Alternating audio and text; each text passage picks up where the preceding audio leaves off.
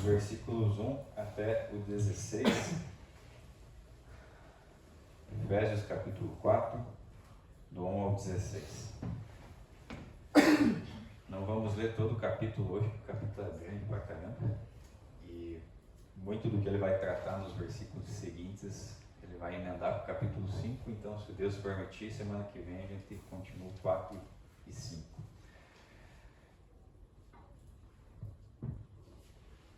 Quem achou diz eu amo a Bíblia? Eu amo a Bíblia. Dois acharam. Efésios capítulo 4.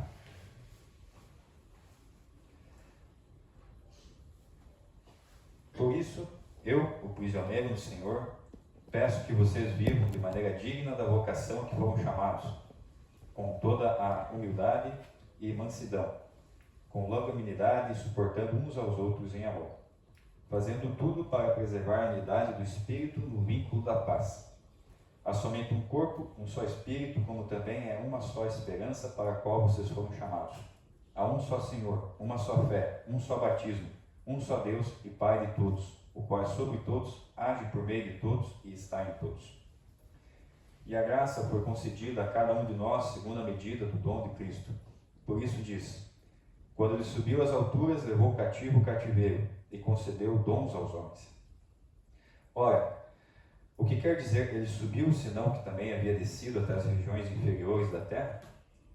Aquele que desceu é também o mesmo que subiu acima de todos os céus, para encher todas as coisas.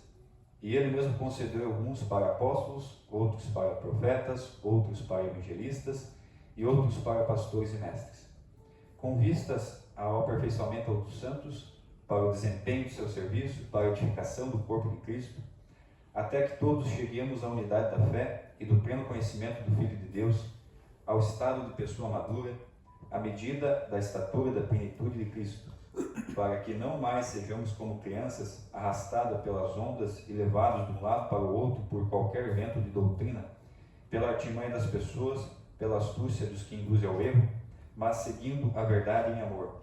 Cresçamos em tudo naquele que é o cabeça, Cristo, de quem todo o corpo, bem ajustado e consolidado pelo auxílio de todas as juntas, segundo a justa cooperação de cada parte, efetua seu próprio crescimento para a edificação de si mesmo em amor.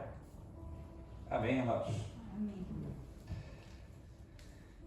Então, trazendo um panorama, obrigado, geral daquilo que nós vimos até aqui, a gente começou então desde o início, né? Capítulo 1, 2 e 3, e Paulo veio trazer o plano dele para o mundo inteiro, a nossa redenção em Cristo Jesus, que fomos escolhidos antes da fundação do mundo, que nós estávamos mortos, nossos delitos e pecado, e ele nos salvou através da fé. E aí ele fala sobre a gente ser cheio de Deus, que foi a pregação do último domingo, ser tão cheio de Deus que em Deus você encontra todo o sentido da vida. Aí você encontra identidade, propósito, felicidade verdadeira, e você acaba achando de fato quem você é de fato, porque o nosso coração ele é corrompido. Então às vezes nem o teu querer de fato é um querer certo, é um querer muitas vezes iludido pelas ilusões do mundo, pela propaganda, pelo que mexeram com a sua psique. Mas em Deus a gente encontra o querer de fato, o querer da realidade, daquilo que Ele nos planejou para ser. E agora no capítulo 4 ele começa a falar as coisas, mas ele vira, né? Então digamos a teoria de tudo aquilo que ele passou nos 3 primeiros capítulos começa agora a se tornar na prática. E ele vai agora apresentar esses pontos para nós. Então, Paulo está em Roma, está preso. Então ele fala prisioneiro de Cristo, mais uma vez. Então literalmente ele está preso, não é algo figurado. Ele está vivendo uma circunstância difícil.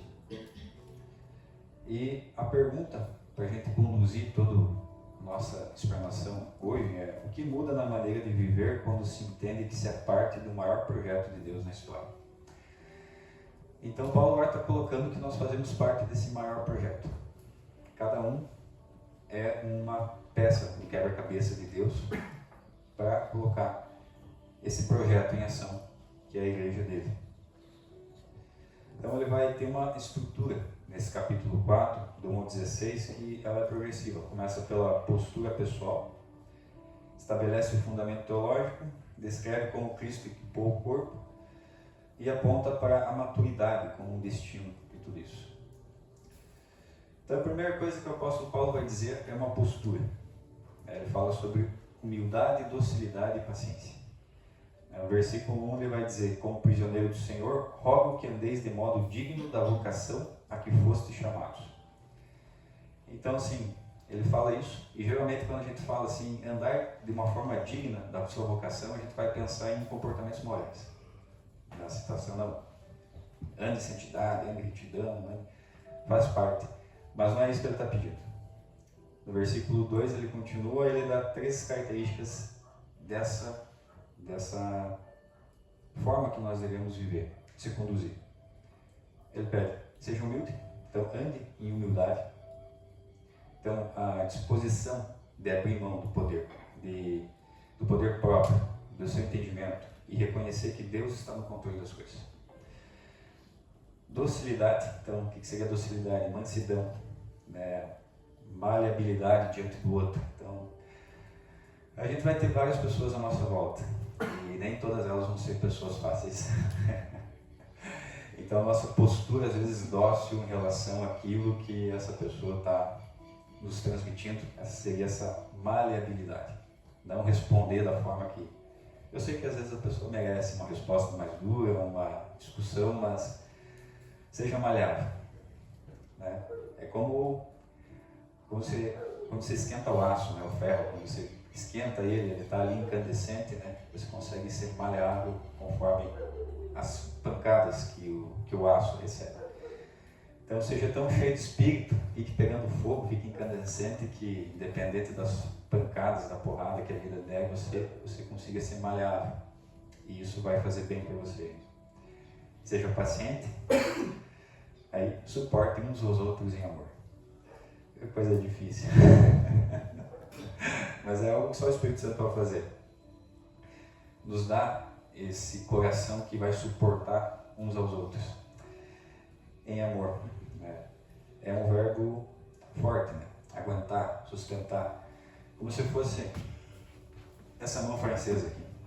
Não é só no modo de ter paciência com pessoas difíceis, mas também suportar no sentido que existe um peso que está sendo tracionado em cima dessa viga, e existe aqui uma mão francesa que está ajudando esse peso a segurar esse peso. É nesse sentido também. Não é só no sentido de pessoas difíceis. É porque a gente aqui é um corpo. Somos irmãos. E cada irmão aqui tem dificuldades específicas, tem dores, tem traumas, tem situações. E você também, se você é essa pessoa paciente, esse irmão paciente, que vai ajudar esse outro irmão a suportar o que ela está recebendo de sobrecarga. E não se preocupe, que vai ter outros irmãos que vão te ajudar também a fazer isso.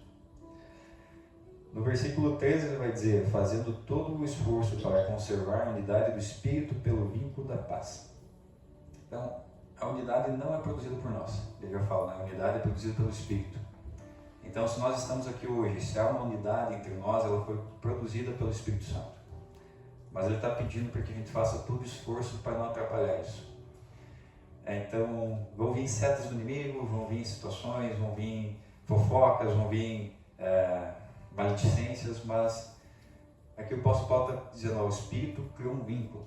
Então, evite essas coisas, faça um esforço para não ouvir fofoca, não ser maledicente com os irmãos, não olhar o irmão de uma forma ruim.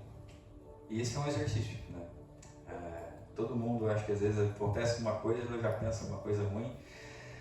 Só que não deixa essa raiz de amargura brotar dentro do coração.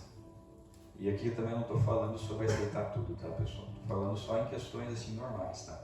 Mais pra frente a gente vai falar sobre heresias e algo assim, mas só para pontuar isso, né? Para a gente se esforçar para isso. Ter um olhar, né? Mês passado a gente teve uma reunião no conselho e uma das coisas que a gente aprendeu na faculdade de Desascope é que o conselho ele precisa ser muito unido. mas ele não precisa concordar com tudo.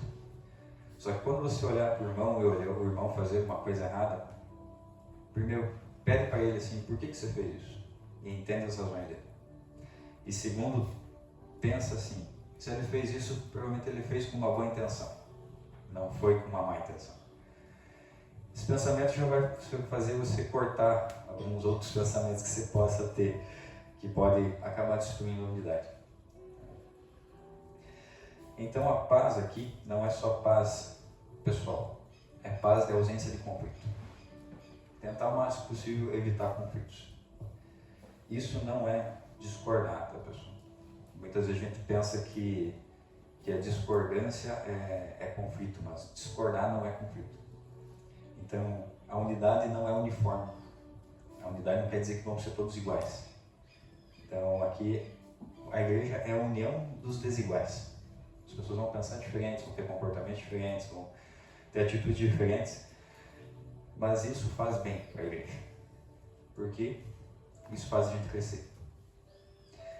É uma aplicação desse primeiro ponto que Paulo traz, dessa humildade, docilidade e paciência, qual tem sido a tua postura como um irmão incomoda? Quando há desacordo, qual que está sendo a tua postura? Então, a dignidade e vocação começa não teologicamente, mas na humildade, com que a gente trata as pessoas que estão ao nosso lado. O segundo ponto que o apóstolo Paulo vai trazer é o fundamento. Uma só fé e um só Senhor. Então, no versículo 4 e 6, ele vai trazer 7 realidades desse fundamento que nós temos. Nós temos um só corpo, então a igreja é um organismo. Ele não é uma federação, não é uma organização, não é uma empresa. A igreja é um organismo. E apesar de nós estarmos aqui e ter milhões de outras pessoas em outros lugares, nós somos uma só igreja. Um só Espírito. Então a mesma presença do Espírito Santo que está sobre nós hoje está espalhada nos bilhões de cristãos que estão em todo o mundo. É o mesmo Espírito que habita em cada um de nós. Uma só esperança. Nós somos chamados para o mesmo destino. Então a esperança nossa aqui, da redenção em Cristo Jesus, da restauração de todas as coisas, é a mesma esperança que todos os nossos outros irmãos têm. Um só Senhor. Então Jesus não tem concorrentes, nem dentro da igreja. Então, há um só Senhor e Deus, Jesus Cristo. É um Deus que se apresenta na Trindade, Pai, Filho e Espírito Santo. E é algo que a gente não consegue explicar, mas é assim que ele se apresenta. Mas ele é um só Senhor. Uma só fé. O mesmo Evangelho que me salvou, salvou todos vocês e os milhares e milhões de irmãos ao redor do mundo. Um só batismo. Então, o mesmo rito de entrar na comunidade. Então, um só batismo. O que seria o batismo? Quando você tem certeza daquilo que você crê, algo que aconteceu dentro de você, você tem certeza da tua crença e você quer expor isso para fora. Então, a gente vai lá e faz um ritual que seria o batismo, onde eu faço uma declaração pública que eu morri para mim mesmo e eu ressuscitei com Jesus Cristo.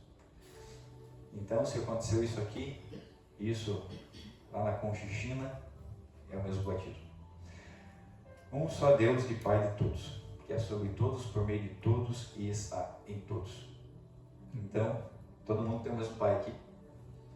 E já linkando com o tema anterior, irmão a gente não escolhe. Ele vem.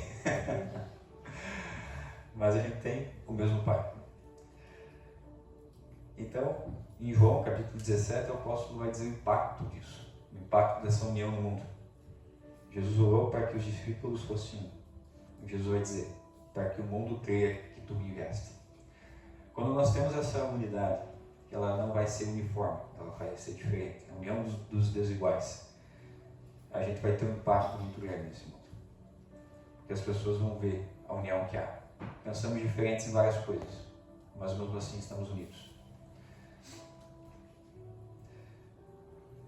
E, como eu comentei antes, eu só deixei marcado aqui para me relembrar de falar, né? A unidade não é uniformidade. Então, não se preocupe em ser igual a alguém, além de Jesus Cristo, né? mas a gente não vai ser uniforme. Então a gente vai ter denominações diferentes, vai ter estilo de culto diferente, vão ter formas de se organizar diferentes, mas nós somos um povo apenas.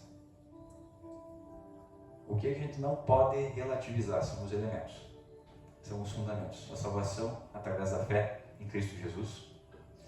Então isso não pode mudar, porque tem vários lugares que você é salvo por Jesus, mas se fizer outra coisa junto, isso é heresia. Isso é algo que a gente tem que deixar de lado, esconder. Que é apenas um Deus, que mais? Estou tentando me lembrar da seita que tem por aí. Enfim, não vou falar nomes para não expor, né? Mas todo lugar que diz assim, você só é salvo se você vir aqui, é uma seita. É alguém que está querendo controlar a tua vida. Ou você só é salvo se você cumprir isso daqui. Então, você é salvo simplesmente pela fé em Jesus Cristo. É por isso que você é salvo. A santificação é resposta à salvação, à santificação. Você parar de cometer pecados, você ter uma vida reta, é uma resposta da salvação que você tem. Então, todos esses lugares, a gente tem que sair correndo. Eu já dizia um professor meu, foge e leva o máximo de pessoa que você conseguir. Porque elas estão em lugares que muitas vezes são muito manipuladores. São muito difíceis de lidar. E elas vão ter uma vida, às vezes vão gastar anos ali. E quando elas perceberem, nossa, eu fui usado, fui até humilhado, passei por situações extremamente difíceis, acreditando que eu estava servindo a Deus e na verdade eu estava ali por causa da manipulação de líderes, e isso é muito ruim. Isso acaba com o Evangelho, que às vezes a pessoa não consegue entender que não era Deus, que não era Jesus Cristo, que não era o Evangelho, que era aquele lugar que ela participava, e a gente acaba tendo inúmeros maus testemunhos ali que acabam, né, acaba atrapalhando a conversão de outros irmãos. Então, você tem uma visão da igreja maior, desse projeto gigante de Deus que vai além desse grupo que nós temos, dessa congregação, da sua denominação, da sua tradição, ou você é leal a um grupo? Então, assim, irmãos, aqui eu acredito que a gente está começando muito bem. A igreja tem um estatuto sólido, falta ali algumas coisas, questões de registro, até por isso que a gente não faz mais divulgação e não tem Instagram, essas coisas, porque a gente quer deixar tudo pronto, tudo certinho. Mas a gente segue esse estatuto. A gente tem um conselho, as decisões não são tomadas apenas por uma pessoa, a gente tem tesouraria, a gente tem secretário, a gente tem todas essas coisas. E a gente busca trazer o máximo da Bíblia para vocês. Talvez não seja aquele culto empolgante assim e tal, mas pelo menos vocês estão vendo o que está sendo dito. Vocês estão lendo junto. Vocês estão participando daquilo que a Bíblia está dizendo. E isso me coloca numa situação que eu não consigo manipular vocês. Porque vocês sabem o que está sendo dito. Então, quando você se torna, e eu vou falar não daqui, que não é o caso, mas quando você se torna leal demais a um grupo específico, isso acaba se transformando numa idolatria. Porque às vezes eu não questiono o que é dito, eu não questiono o que está sendo falado, tento evitar, a liderança tenta evitar ao máximo algo qualquer profundo que seja em relação à Bíblia. Se você não questiona isso, você é um idólatra. Porque você está idolatrando um local, achando que aquele local é o certo. E pode ser o certo para você, mas a questão é, esteja nesse local. Mas me questione, façam perguntas. Claro, me dê a chance do erro também, né? Que nem o capítulo 1, né? Eu posso estar errando em algum quesito e talvez eu não veja, então sejam maleáveis comigo. Tenham paciência também comigo, mas me deem a chance do erro no sentido assim, não me taquem pedra, venham falar comigo. Eu não entendi o que você falou, eu acho que você está errado nesse ponto. Vocês não precisam concordar com tudo que eu falo. Isso é uma comunidade saudável. É um local que vocês têm essa liberdade para estar falando o que vocês estão pensando. E assim, a gente vai fazer estudo bíblico.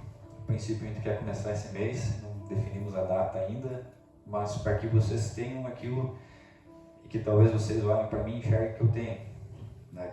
Capacidade para interpretar a Bíblia, algumas questões nesse sentido. Não estou falando isso para me achar, mas no sentido assim, às vezes o pessoal vai, nossa, você conhece tantas escrituras, né? Cada vez que eu conheço, eu acho que eu conheço muito pouco.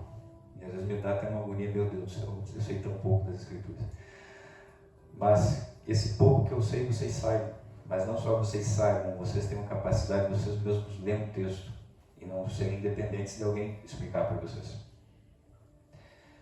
Então que vocês tenham, fugi um pouco do assunto, mas assim, irmãos, que vocês tenham em mente que a igreja é algo muito maior do que a nossa denominação. O terceiro ponto que o apóstolo Paulo vai trazer, aí é a diversidade dos dons do Espírito Santo. Os dons dados por Jesus Cristo para nós. E daí a gente linka com o domingo passado. Você foi um poema escrito por Deus, você é uma pessoa única, ninguém vai conseguir ser você. Então seja você, irmãos. A forma de você ser você, o mais verdadeiro, é estando cheio do Espírito Santo, cheio de Deus. Aí você estando cheio de Deus, Deus vai trazer para você dons específicos para que você viva a sua vida e faça aquilo que Deus preparou para você. Então no versículo 7 ele vai dizer: a cada um de nós foi concedida a graça conforme a medida do dom de Cristo. Então a diversidade de dons é intencional por Deus. Ela não é acidental. Então você tem facilidade com algumas coisas, você ama algumas coisas, não porque isso é o acaso, porque Deus colocou isso no coração de vocês. E Deus ele vai distribuir isso. Antes disso, no versículo 8 e 10, o apóstolo Paulo vai citar o Salmo 68, que é a imagem de um Deus vitorioso vindo em triunfo, distribuindo o espólio da guerra. O que seria o espólio da guerra? Quando um rei ganhava uma batalha, ele saqueava todo o outro exército, outra nação, e trazia o espólio disso. Isso é uma visão messiânica, porque Jesus veio e fez isso. Ele veio e nos tirou do império das trevas. Então o nosso espólio, o espólio de Jesus Cristo somos nós. E daí o que ele faz? Ele dá dons aos homens. É até engraçado. Mas ele vem, saca o espólio, distribui esse espólio. Qual que é o seu espólio? Somos nós, mas a nós ele dá dons. Aí no versículo 11 ele vai dar os 4 dons ministeriais. Apóstolos, os emissários fundamentais. Então primeiro, assim, o apóstolo é esse que você tem na tua mão. É a Bíblia, é o escrito dos apóstolos. Nesse sentido não existe mais apóstolo. Fechou, é aqueles ali. Só que o apóstolo também, ele é um emissário. Então o que acontece? Tem muitos irmãos que eles têm uma facilidade muito grande para entrar na igreja, em tudo que é lugar. Você conversa com alguns irmãos, tem até um irmão de outra denominação, que mora aqui em Caçador, que eu conheci. Ele plantou a igreja em todo lugar que você imaginar. Maceira, Calmolda, Bom Reis, Três Vitidas. E ele saiu assim de uma forma muito rápida, e foi plantando igreja, e plantando igrejas assim, e ele tem uma facilidade com isso. Então muitas vezes o dom apostólico hoje em dia é associado a essa capacidade de alguém plantar igrejas em vários locais diferentes. O profeta. Quem que seria o profeta? Aí tem 2 aplicações. No primeiro momento, o profeta é aquele que proclama a palavra. É aquele proclamador. Ele vem anunciar a palavra de Deus. E tem o dom de profecia, que é aquele dom que a pessoa realmente ela tem a capacidade de passar para você ou para outras pessoas o futuro. Que Deus revela para ele alguma coisa sobre o futuro, sobre algo que vai acontecer na sua vida. Então a gente tem essas 2 funções. O evangelista, que dispensa ensinamentos, mas também você pode ver que a pessoa que tem o dom do evangelismo é uma coisa impressionante. Ele convida as pessoas a virem, ele faz evento, ele sai. Tem o irmão Moisés, que eu trouxe outro dia, ele tem uma facilidade tão grande de fazer eventos em locais públicos, de evangelizar, assim, e aquilo não é pesado para ele. Ele faz aquilo. E daí nós temos os pastores e mestres, E aqui eu comentei um pouco no domingo passado, mas esse aqui é um só. Pastor e mestre nunca teve desassociado no Novo Testamento. Então, todos os pastores precisam ser mestre. Se ele não é mestre, ele não devia ser pastor. O que pode acontecer é que mestre não seja pastor. Então, o que seria isso? Uma pessoa que tem facilidade em ensinar, facilidade em fazer coisas no quesito de ensinamento, e não é só dar aula. Às vezes a pessoa tem criatividade e faz vídeo, ou faz filme, ou faz essas coisas assim, mas ela está exercendo esse dom de mestre naquilo que ela está fazendo. E o pastor é o ungidão do Senhor. Estou brincando. Não, o pastor é um irmão comum com um chamado diferente. Geralmente vai estar na liderança de alguma organização. Para quê? Para que todos esses outros dons sejam organizados e sejam distribuídos, no caso. Deus distribuir, mas Ele organizar esses dons. Então, por isso que às vezes eu pergunto para os irmãos aí, o que queima no coração de vocês? O que arde? Se vocês têm um sentimento assim que vocês sabem que talvez vocês deveriam estar fazendo isso. Se você não sabe, não tem problema, mas eu pergunto por quê. Porque o pastor, o líder, nesse sentido, ele não está aqui para colocar pessoas naquilo que precisa.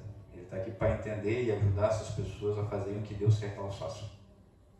Então eu não vou olhar para o irmão pensando assim, irmão Anderson, você canta bem, então você vai fazer o louvor agora. É lógico, né, que cantar bem geralmente vem ali já com o dom de louvor, né, de estar louvando, enfim. Né? Louvor para todos, né, nós para estar na banda, no ministério, enfim. Né? Ou um dom para tocar instrumento, enfim. Né? Mas o pastor vai estar articulando essas coisas. Ele precisa ser mestre, por quê? Porque ele precisa saber o que ele está ensinando. Ele precisa trazer fundamento para vocês. Ele precisa que vocês sejam firmados em fundamentos sólidos da palavra. E a partir disso vocês vão conseguir florescer e fazer aquilo que vocês têm que fazer. Tem um livro muito bom chamado Formador de Heróis, né, que é um livro que a gente lê na faculdade. Ele mostra que todo herói tem um pastorzinho por perto. Então o Batman tem alguém ali, o Superman, o Homem-Aranha, tem sempre alguém que está ali, que nunca aparece, que está escondido ali nos bastidores. Mas está ensinando, está ajudando, está aconselhando aquele herói. Quem que aparece? É o herói, que faz grandes coisas, que faz coisas extraordinárias e tal. Mas tem ali alguém, que é o coadjuvante. Então, meio que o pastor é esse cara. Apesar de eu estar sempre aparecendo, estar no púlpito, enfim, o pastor é o cara que vai estar ajudando você nesse quesito. Vai estar te confrontando, vai estar te falando algumas coisas, né? Enfim, mas essa é a função do pastor. Reunir os irmãos e ensinar, trazer fundamento, mas para que vocês façam aquilo que Deus destinou vocês a fazer. E qual que é o propósito de tudo isso? Versículo 12, para equipar os santos para a obra do ministério, para a edificação do corpo de Cristo. Então nós estamos aqui para equipar os santos.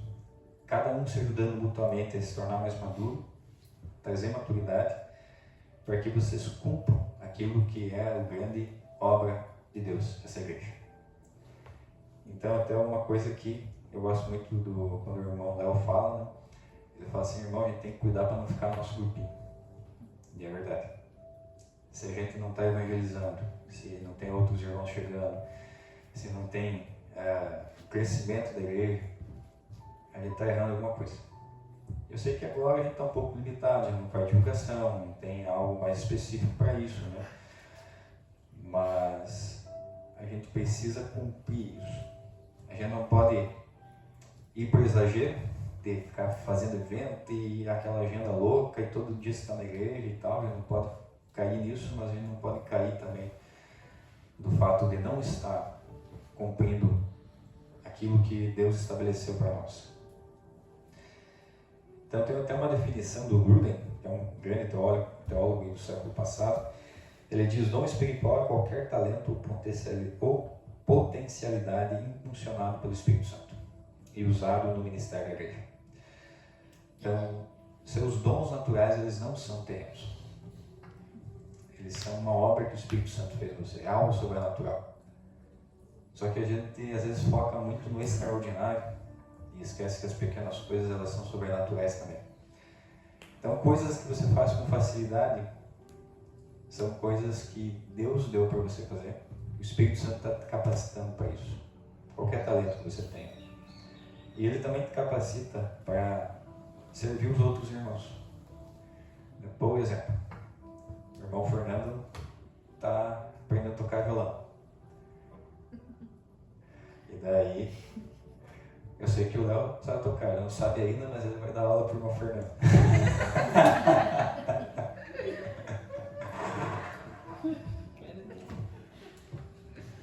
Se você quiser, né, irmão? Desculpa.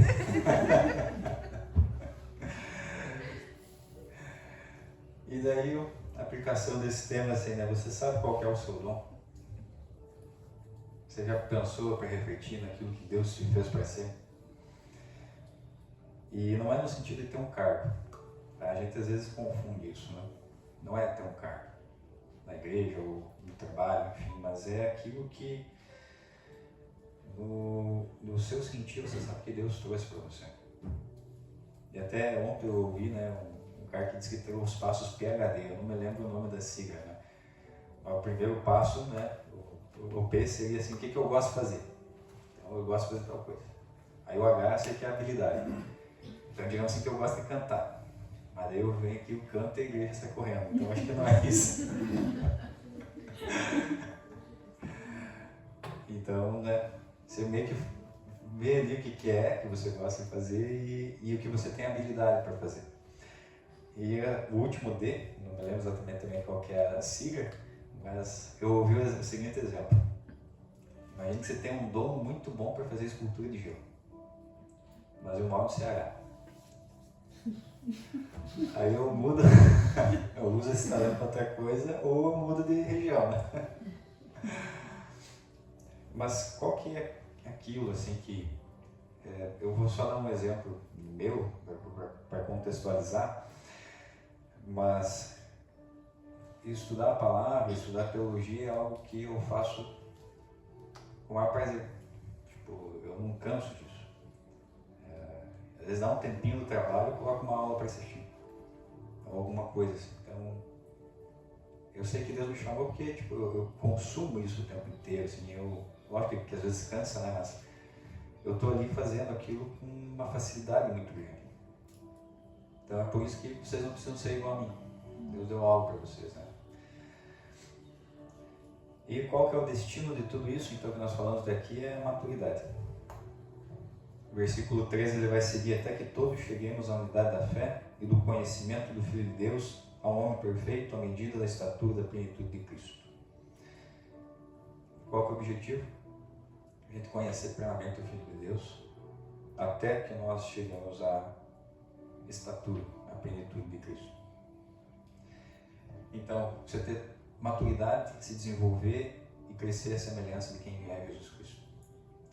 No versículo 14, para que não sejamos mais crianças, levadas pelas ondas e jogadas de um lado para o outro por todo o vento de doutrina. Então isso aqui é algo que a gente vê hoje em dia.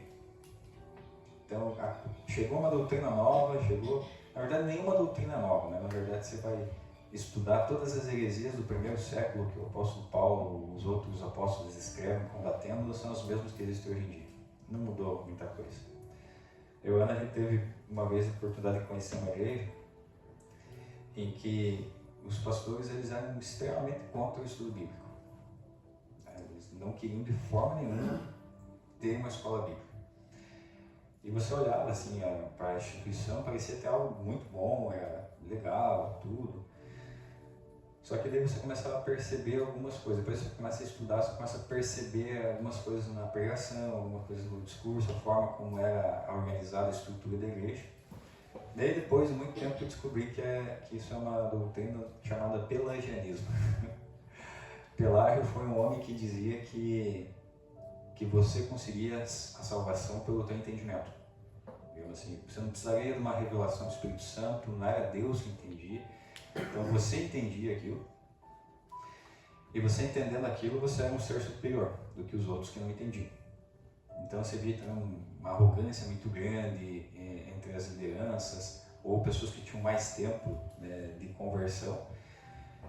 Você percebia essa estrutura, assim, eu sou melhor porque eu tenho mais tempo, eu tenho mais anos de casa, e tá. Mas isso é uma heresia. Primeiro, porque trazia muito peso para alguns irmãos, porque essa heresia, ela impede que você não pode errar em nada, você tem que ter uma posição extremamente reta o tempo todo, e você não consegue ter isso, então isso causava uma angústia tremenda, era uma dor para os irmãos, é aquela, tô morto, tô vivo, tô salvo, não tô salvo, ganhou, perdeu, você ficava assim numa situação muito difícil, e às vezes você conversava com algumas pessoas que estavam há 20 anos aí, e você vê que eles tinham muito pouco conhecimento do Evangelho, e era triste ver. Então, essas heresias são coisas que fazem separação. Até a própria palavra heresia do grego, ela é divisão, o significado, ruptura. Só que o que ela está fazendo? Ela está criando uma ruptura no Evangelho. Então, às vezes, a gente ter muitas denominações não é o problema. Porque tem pessoas que vão gostar de cada lugar diferente. Às vezes, elas vão se sentir melhor em situações diferentes. Né? Mas o grande problema são as heresias. São essas divisões, essa ruptura que existe no Evangelho. E por que o apóstolo Paulo está colocando isso aqui? Para que a gente não seja mais como criança, que a gente não fique sendo levado por essas heresias o tempo todo. Porque a gente não tem firmeza, a gente não tem fundamento. E qual que é a ideia de tudo isso? Trazer essa maturidade para nós, trazer fundamento do que é a palavra, do que é o Evangelho, do que essas coisas de fato são, para que não venha uma pessoa aqui e fale algo para você e você às vezes acaba acreditando. E daí você entra num lugar assim, no fundo de poço, e às vezes acaba cavando esse fundo de poço ainda, e você livrar vocês dessas situações. E no versículo 15 ele vai dizer: antes, seguindo a verdade em amor, cresçamos em tudo naquele que é o cabeça, Cristo. Então, a verdade em amor. O que seria isso? Né? A verdade sem amor é prepotência, é arrogância. É alguém que te diz uma verdade, mas te diz de uma forma arrogante, bruta, com essa prepotência. A verdade sem amor na verdade, amor sem verdade é a situação que um caminho está te levando para o inferno. E você não confronta essa pessoa. Diz, não, o importante é ter o coração puro, não, o importante... A gente vai errar, né, pessoal? Mas imagine que alguém vai dar veneno para o irmão Fernando. E eu digo, não, irmão, tá tudo certo, toma o veneno. É importante você ter Deus no coração. Mas isso vai matar o irmão. Então a verdade em amor é um caminho estreito. A verdade é você confrontar em amor. É você ter amor por essa pessoa, mas também trazer a verdade consigo e amar tanto ela à medida de poder confrontá-la. E daí esse é um caminho estreito. Então eu sei que é o caminho talvez mais difícil, mas é o único caminho que se pode trilhar. No versículo 16 ele vai dizer: do qual todo o corpo, bem ajustado e consolidado pelo auxílio de todas as juntas, cresce e assim mesmo se edifica em amor, na medida em que cada parte realiza a sua função. Então cada um aqui tem uma função, e nós somos esse corpo. Então ele vai usar esse exemplo de biomecânica, de como os nossos membros são ligados. Isso ele vai usar em vários outros textos, em Romanos, em Coríntios. Ele vai colocar isso, porque cada um vai ter uma função específica. Então você não precisa ser uma cópia de ninguém. Você só vai ser você, né? Ninguém vai conseguir ser você por você. E nós precisamos disso. Nós precisamos que você seja você. Você pode se inspirar em alguém, né? Você pode ter algumas pessoas ali que você sente que você gostaria de ser igual, sim, tudo bem. Mas você precisa ser você, apesar de você ter essas inspirações, você gostar de certas pessoas que estão indo para um lugar que provavelmente você gostaria de estar indo também. Mas você precisa ser isso, para que daí sim, esse corpo, que é a igreja, esteja ligado ao cabeça, que é Jesus Cristo. E é por isso que a gente fala que eu não tenho nenhuma ovelha, nenhum pastor tem ovelha. Jesus Cristo tem suas ovelhas. E Ele deu dons a todos os homens para que essas ovelhas sejam apacentadas. É aquilo que Jesus fala ao apóstolo Pedro. Se você me ama, cuida das minhas ovelhas. Ele não diz cuida das tuas ovelhas, cuida das minhas ovelhas. Você me ama, cuida das minhas ovelhas. Então, cada irmão, querendo ou não, vai ser um pouco pastor, vai ser um pouco apóstolo, vai ser um pouco evangelista, vai ser um pouco profeta, vai ser um pouco mestre.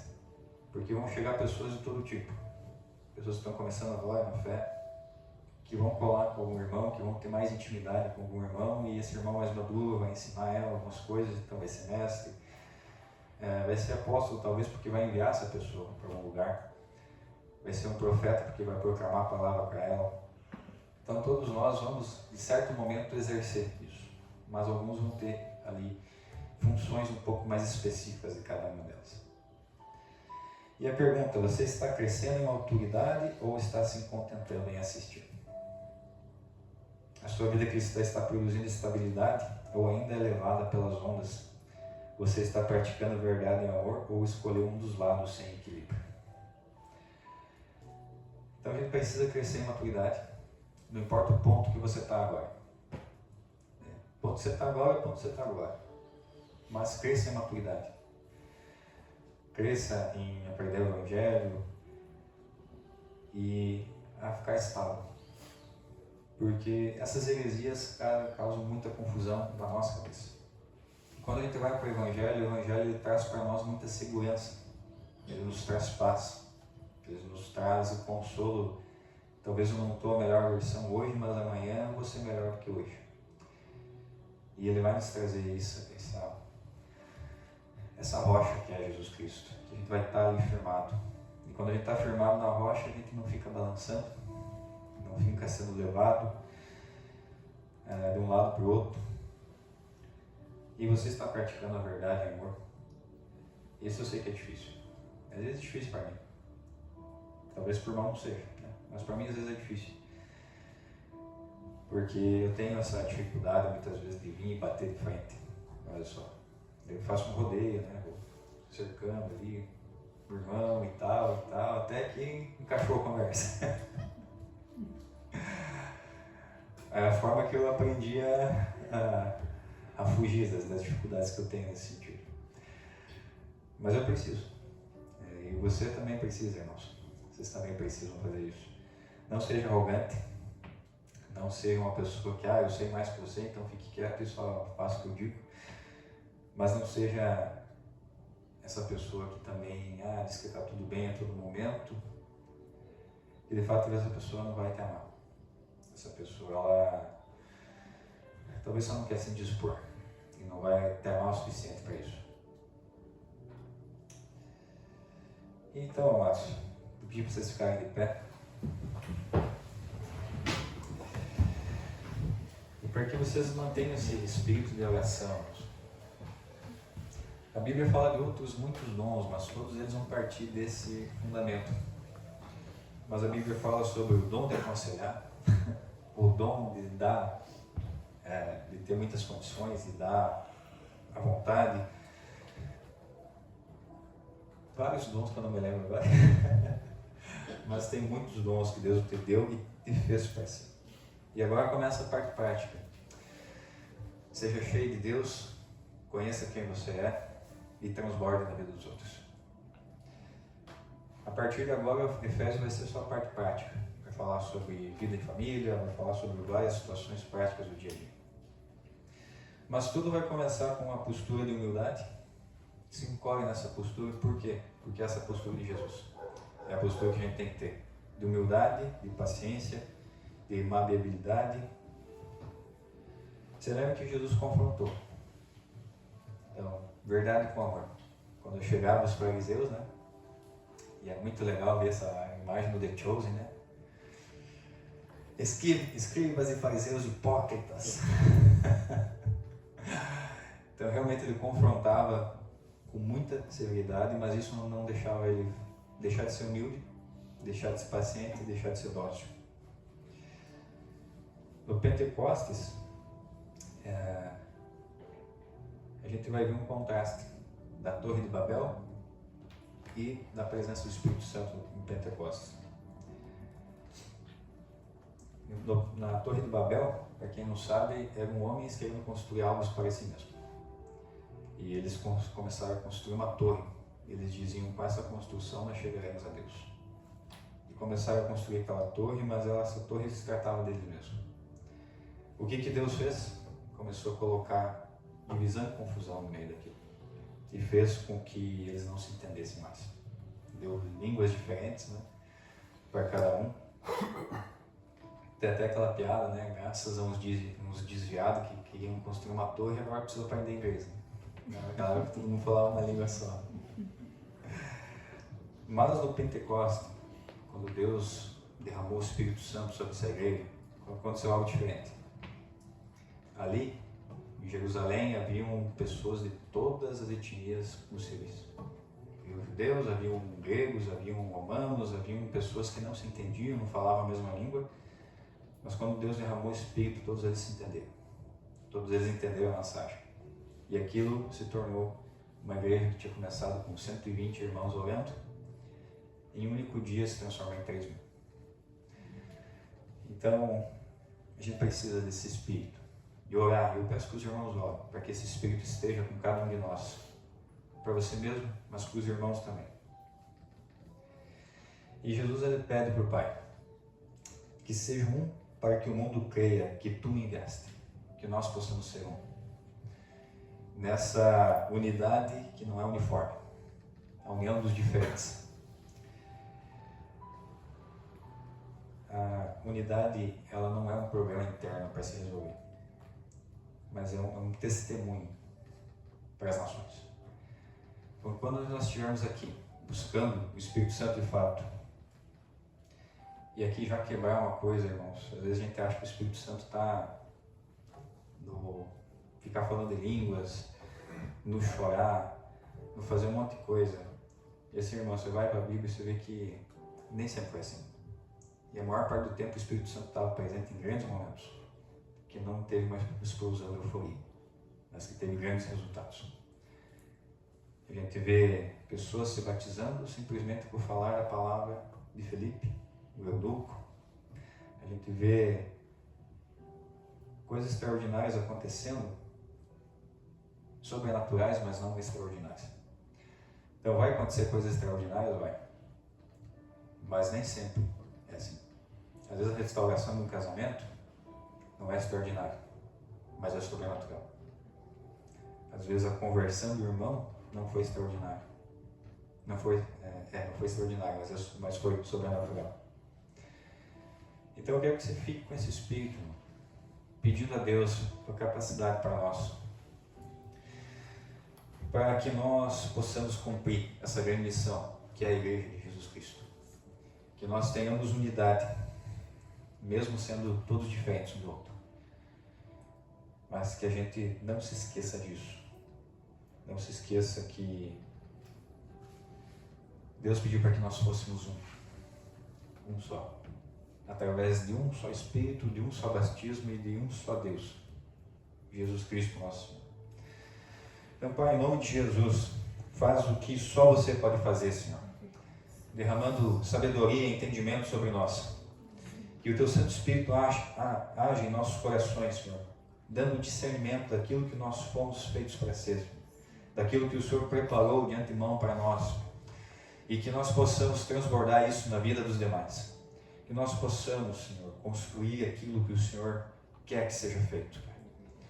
Senhor, nós percebemos, Senhor, Teu agir, Deus, que apesar de estarmos aqui, Senhor, sem divulgação, sem Instagram, sem grandes propagandas, ainda assim, na maioria dos cultos a gente tem pessoas que não faziam parte do nosso meio.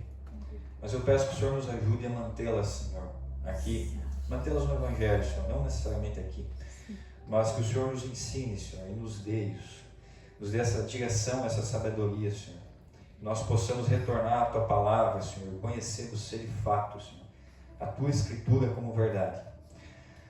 Que o Senhor nos livre, Senhor, dos nossos vícios e daquilo que nos faz nos afastar do Senhor e nos faz causar mau testemunho entre os demais. Mas que o Senhor nos dê um caminhar santo,